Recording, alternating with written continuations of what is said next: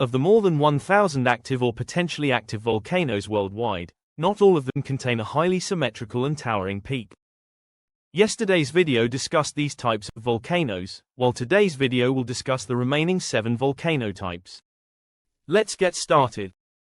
When viscous lava erupts, it does not always form lava domes. In very rare cases, viscous lava cone volcano, typically of an andesite to dacite composition, can be associated with eruptions that have a low gas and volatile content, making them less explosive than a typical lava dome forming eruption. As a result, viscous lavas will repeatedly travel downslope, albeit not very far, and pile on top of one another to form a type of volcano known as a lava cone.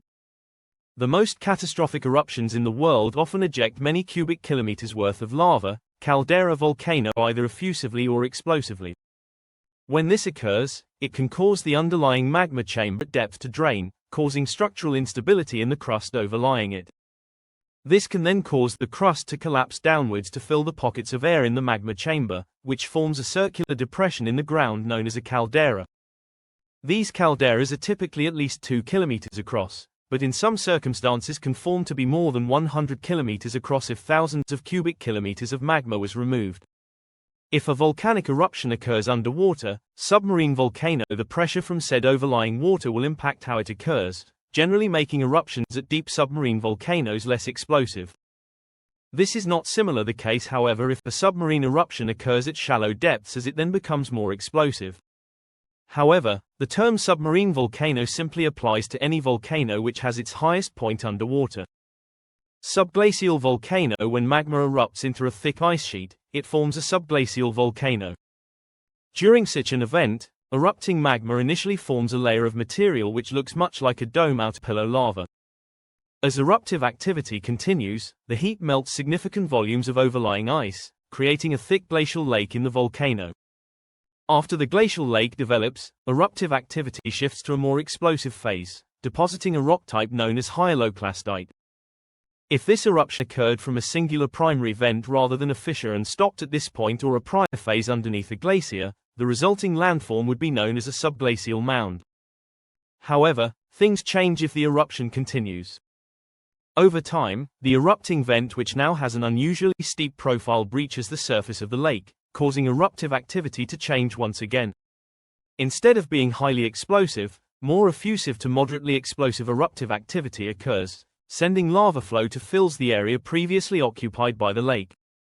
The movement of the lava is partially constrained by the presence of the glacier, forming a flat-topped edifice. If that entire sequence occurred from a singular primary vent, then the resulting landform would be called a tuya. However, if the subglacial eruption occurred from a fissure vent, regardless if it had a lava cap or hyaloclastite, the resulting landform would be called a tinder.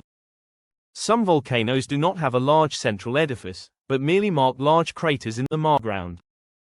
Take for example this giant explosion crater at the Soda Lakes volcano in Nevada. This complex consists of 2 explosion craters, one of which is 2 kilometers wide.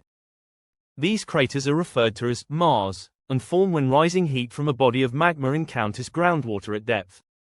The groundwater then flashes to steam, builds in pressure, and explodes upwards, forming a maar crater. Tuff ring and tuff cone, a similar volcanic feature known as a tuff ring, forms when the same process takes place, but instead with a body of water on the surface.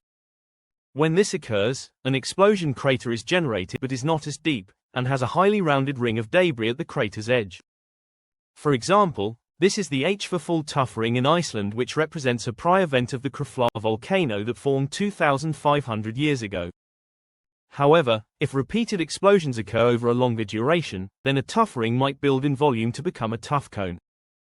Technically speaking, if a volcano contains a wide series of vent-typed complex volcanoes such as multiple stratovolcanoes, lava domes, and related vents which are closely spaced, you form what is known as a complex volcano.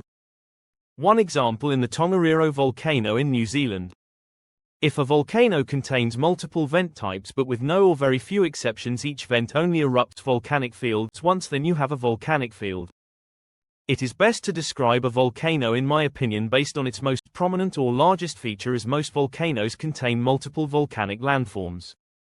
For example, classifying complicated volcanoes, while the Darwin volcano in the Galapagos Islands contains a shield volcano, caldera, cinder cones, and tuff rings. Since the largest portion of the volcano is a shield volcano, I would classify Darwin as a shield volcano.